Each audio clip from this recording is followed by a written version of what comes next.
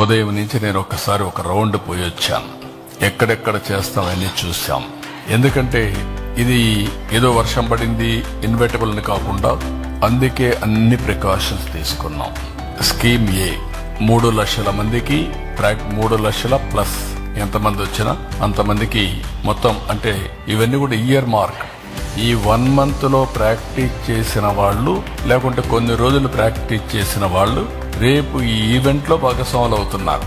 ఒక దగ్గర 34 బ్యారికేడ్స్ తయారు చేశారు. క్లియర్ కట్ గా మ్యాపింగ్ తయారు చేశారు.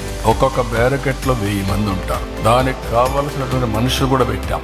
వాలంటీర్స్ ని, కోచ్ ని, ఎక్కడికక్కడ కండక్ట్ చేసే అవసరమైతే ఎమర్జెన్సీ డాక్టర్స్ ని, అదే మరిగా ప్రతి ఒక్క దానికి దగ్గర 100 మందికి ఒక టాయిలెట్, ఇలాంటివి ఏం కావాలనో అవన్నీ పెట్టాం.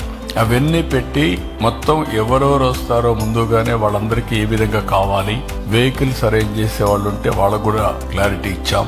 ఎన్ని గంటలకు బయలుదేరాలి, ఎన్ని గంటలకు రావాలి, అవన్నీ కూడా ఇక్కడ ఈ ప్లేస్ వరకు రాష్ట్రమంతా చేసేవాళ్ళు వాళ్ళు చేస్తారు. ఇందులో 1 is గిన్నిస్ రికార్డ్.